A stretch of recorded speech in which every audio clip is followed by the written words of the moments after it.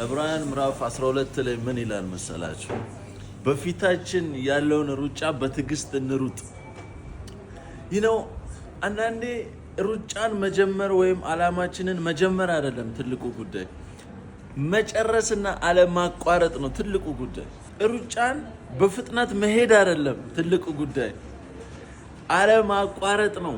ስለዚህ ትዕግስት ያስፈልጋል። ስለዚህ በፊታችን ያለውን ሩጫ በትዕግስት እንሩጥ።